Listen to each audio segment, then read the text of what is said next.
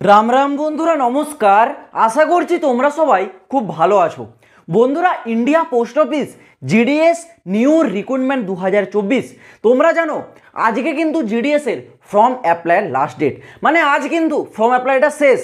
এখনো পর্যন্ত এইবার 2024-এ জিডিএস এর টোটাল কতগুলো ফর্ম অ্যাপ্লাই হয়েছে এইটা তোমাদেরকে আজকের এই ভিডিওতে পুরো ডিটেলসে ক্লিয়ার করে দেবো। এইবার 2024-এ ফর্ম অ্যাপ্লাইয়ের সংখ্যা কত এটা কিন্তু তোমাদেরকে জানা খুবই একটা গুরুত্বপূর্ণ বিষয়। এই ডিটেলসটা বলবো। এর সাথে কাস্ট সার্টিফিকেট নিয়ে জিডিএসে অনেকের একটা সমস্যা হচ্ছে, এই কাস্ট সার্টিফিকেটের ডিটেলসটাও আজকে একটু ক্লিয়ারলি বলবো। এর সাথেই জিডিএসের এইবার কয়টা লিস্ট জারি হতে পারে এটাও তোমাদেরকে আজকের এই ভিডিওতে বলবো। তো তোমাদের জিডিএসের যে সবথেকে বড় সমস্যা, অনেক ক্যান্ডিডেট আছো যারা আমাদের পশ্চিমবঙ্গের ক্যান্ডিডেট, ঠিক আছে, কিন্তু তারা অ্যাপ্লাই করেছো আসামের কাছাড় ডিভিশনে, ঠিক আছে, সেখানে বেঙ্গলি ল্যাঙ্গুয়েজ চলে। সেখানে তোমরা জানো আমাদের ওয়েস্ট বেঙ্গলের তুলনায় আসামে কাট অফ অনেকটা কম যায়, এই কারণে অনেকে অ্যাপ্লাই করেছো। আর আমি প্রথম থেকে বলেছিলাম কেউ যদি অ্যাপ্লাই করো নিজের রিক্সে করবে, কিন্তু প্রথম চয়েস সবসময় রাখবে ওয়েস্ট বেঙ্গল। কিন্তু বর্তমানে যারা অ্যাপ্লাই করেছো তোমাদেরকে অনেকে অনেক রকম খবর দিচ্ছে যে ফর্ম ক্যান্সেল হয়ে যাবে, সেখানে তোমাদের চাকরি দেবো না, এই সমস্ত। তো সেই ডিটেলসটা আগে একটু ক্লিয়ার করে দিই। দেখো, ফর্ম তোমাদের কোনো মতেই রিজেক্ট হবে না, ফর্ম 100% অ্যাকসেপ্ট হবে যদি তোমাদের 10তে বাংলা ভাষা থেকে থাকে। আর আমাদের বাংলা ভাষা 10তে আমাদের মাধ্যমিক বোর্ডে সবার ক্ষেত্রেই আছে, ঠিক আছে। তো ফর্ম যারা অ্যাপ্লাই করেছো কারোরই রিজেক্ট বা তোমাদের ক্যান্সেল কারোরই হবে না যদি তোমরা ঠিকঠাকভাবে ফর্মটা অ্যাপ্লাই করে থাকো, হবে, ঠিক আছে। এবার তোমাদের সব একটা প্রবলেম, অনেকে বলছে যে তোমাদেরকে সেখানে চাকরি দেবে না। ভাই, এটা সম্পূর্ণ ভুল কথা। দেখো, চাকরি তোমাদেরকে সেখানে দেবে, কিন্তু একটা জিনিস মনে রাখবে, যেই রাজ্যের ক্যান্ডিডেট সেই রাজ্য তাদের নিজেদের ক্যান্ডিডেটকে কিন্তু প্রথম প্রায়োরিটি দেবে। আর এটা আমি কিন্তু জিডিএস ভ্যাকেন্সির নোটিশ জারি হওয়ার আগে থেকে একটা কথাই বারবার তোমাদের বলে আসছি, কারণ 2023 সালে এরকম একটা সমস্যা দেখা গিয়েছিল, ঠিক আছে। অন্য রাজ্যের ক্যান্ডিডেট অন্য রাজ্যে গিয়ে অ্যাপ্লাই করেছে যেখানে কাট অফ কম যায়, বিশেষ করে পাহাড়ি এলাকাগুলোতে, আর সেখানে চাকরি পেয়ে যাওয়ার পর সেখানকার লোকাল ল্যাঙ্গুয়েজ তারা জানে না, তারা তো অন্য রাজ্য থেকে আসছে, তো সেখানকার সাধারণ মানুষদের সাথে কমিউনিকেট করতে সমস্যা হচ্ছে। এই কারণেই জিডিএস এর 2024 সাল থেকে এই নিয়মটা প্রথমে লাগু করে দিয়েছে। ভ্যাকেন্সি জারি করার আগে থেকে বলে দেওয়া হয়েছিল যে এইবার 2024 সালে জিডিএস এর ভ্যাকেন্সিতে রাজ্যের, মানে যে রাজ্যের ক্যান্ডিডেট তাদেরকে প্রথম প্রায়োরিটি দেওয়া হবে, তারপর অন্য কোনো রাজ্যের ক্যান্ডিডেটদের দেওয়া হবে। তো তোমরা ধরো কেউ অ্যাপ্লাই করেছো, ঠিক আছে, যারা আসাম ক্যান্ডিডেট, যারা আসামে অ্যাপ্লাই করেছো, ধরো তুমি আসামে অ্যাপ্লাই করেছো, তোমার আছে 95, এবার আরেকজন আছে যার হচ্ছে আসামেই বাড়ি, সে আসামের ক্যান্ডিডেট, তারও আছে 95%, ঠিক আছে। তো তারই আগে সিলেকশনটা হবে। এখানে তোমাদের একটা বিষয় বলেছিলাম না, যখন পার্সেন্টেজ এক হয়ে যায় সেখানে তোমাদের বয়স, কাস্ট চেক করে, কিন্তু এই ক্ষেত্রে তোমাদের চেক হবে না। এই ক্ষেত্রে যদি দেখে যে এ হচ্ছে আসামের মূল নিবাসী, তুমি অন্য রাজ্য থেকে এসেছো, তাহলে এইসব কিছু চেক করবে না, ডাইরেক্ট যে আসামের আছে তাকেই চাকরিটা দেবে, কারণ যে রাজ্যের ক্যান্ডিডেট তাদেরকে প্রথম প্রায়োরিটি দেওয়া হবে। আর এই কারণে আমি তোমাদেরকে বলেছি প্রথম থেকে যে তোমরা চাইলে আসামে অ্যাপ্লাই করতে পারো, কোনো সমস্যা নেই, কিছু হবে না, কিন্তু আমাদের পশ্চিমবঙ্গকে সবসময় তোমরা ফার্স্ট প্রায়োরিটি দেবে। এটা কিন্তু আমি প্রতিটা ভিডিওতে বলে আসছি, যারা প্রথম থেকে ফলো করছো তারা এগুলো জানো, নতুন করে কিছু বলার নেই, ওকে। তো কেউ যদি ওয়েস্ট বেঙ্গলের ক্যান্ডিডেট আসামে অ্যাপ্লাই করে থাকো, আমি এটুকুই বলবো, ফর্ম ক্যান্সেল হবে না বা তোমাদেরকে চাকরি দেওয়া হবে না, এরকমটা একদমই নয়। চাকরি দেওয়া হবে, কিন্তু আসামের যারা মূল নিবাসী আছে তাদেরকে প্রথমে অগ্রাধিকার দেওয়া হবে। যদি আসাম থেকে কেউ আমাদের পশ্চিমবঙ্গে আবেদন করে, ঠিক আছে, তো সেখানে কি হবে, আমাদের পশ্চিমবঙ্গের ক্যান্ডিডেটদেরকে তো প্রথম অধিকারটা দেওয়া হবে, তারপর আসাম, ঠিক সেম জিনিসটাই আসামের ক্ষেত্রেও হবে। তো তোমরা ভয় পাও না, ফর্ম কারোর রিজেক্ট হবে না, যদি অ্যাপ্লাই করেছো কোনো সমস্যা হবে না। কিন্তু তোমরা যদি চাও, তোমার এডিট উইন্ডোটা ওপেন হবে কবে না, আগামীকাল 6 তারিখ থেকে শুরু হবে, 7 তারিখ 8 তারিখ, এই 3 দিন থাকবে। তোমরা চাইলে তোমাদের সার্কেল তোমরা চেঞ্জ করে নিতে পারো। মানে কেউ যদি আছো যে আসামে অ্যাপ্লাই করেছো, সে চাইছো বর্তমানে যে না আমি এত সমস্যার মধ্যে যাবো না, আমি আমার দরকার নেই, আমি আমার ওয়েস্ট বেঙ্গলে আবেদন করি, যা হয় হবে, তো তুমি তোমার সার্কেলটা চেঞ্জ করতে পারো, ঠিক আছে, কোনো সমস্যা নেই। সার্কেলও চেঞ্জ করতে পারো, ডিভিশনও চেঞ্জ করতে পারো, সব কিছুই চেঞ্জ করতে পারবে। পারবে না শুধুমাত্র নিজের মোবাইল নাম্বারটা চেঞ্জ করতে, নিজের ইমেল আইডিটা চেঞ্জ করতে এবং নিজের রেজিস্ট্রেশন নাম্বারটা চেঞ্জ করতে। এই 3টে জিনিস ছাড়া বাকি সমস্ত জিনিস তোমরা চেঞ্জ করতে পারবে। কাল থেকে তোমাদের এডিট উইন্ডো ওপেন হবে। কেউ যদি চাও, কারোর যদি মাইন্ড চেঞ্জ হয়ে যায় যে না আমি আমার পশ্চিমবঙ্গে ঠিক আছি, তো সে চেঞ্জ করতে পারো, কিন্তু আসামে থাকলেও কোনো সমস্যা হবে না, ফর্ম কারোরই রিজেক্ট হবে না, ঠিক আছে।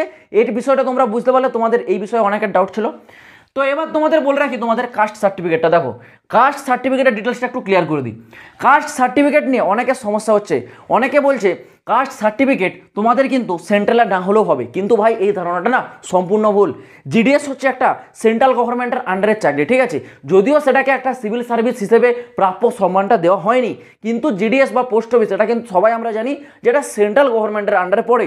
তো এখানে তোমাদের যদি ওয়েস্ট বেঙ্গলে কাস্টের সার্টিফিকেট থাকে সেটা কিন্তু একসেপ্ট হবে না। সেই ক্ষেত্রে আমি তোমাদের বলছি এই ঝামেলাগুলোতে কেউ যেতে যাও না।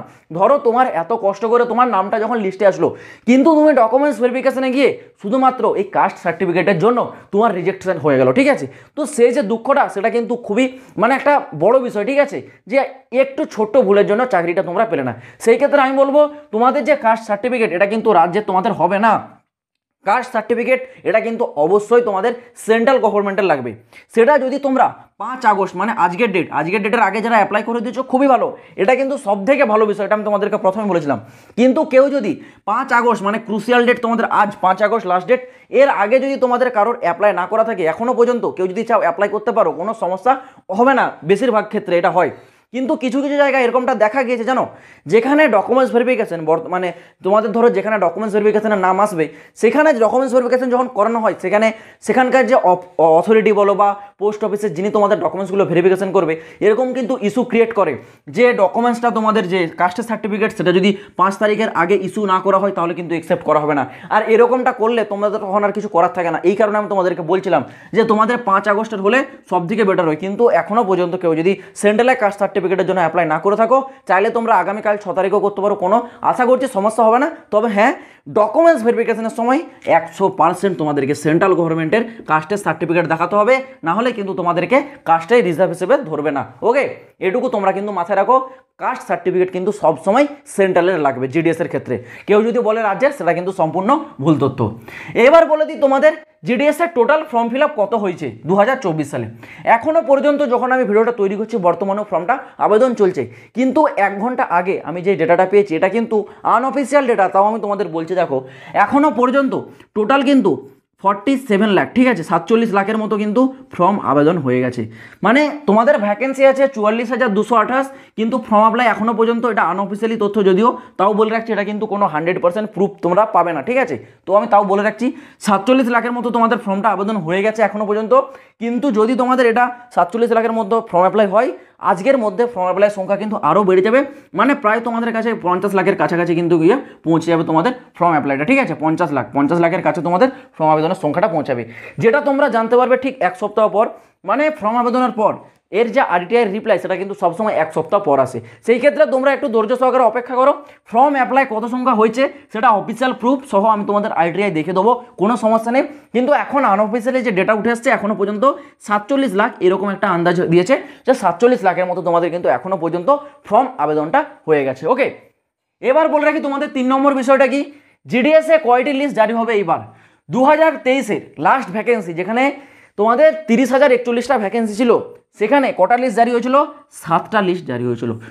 এইবার তোমাদের 2024 সালে যেখানে শূন্যপদ আছে 44,228, এখানে আমরা কটা এক্সপেক্ট করতে পারি, যদি 30,041টা ভ্যাকেন্সির জন্য যদি এখানে 7টা লিস্ট জারি হয়, তাহলে 44,228টা ভ্যাকেন্সির জন্য কটা লিস্ট জারি হতে পারে।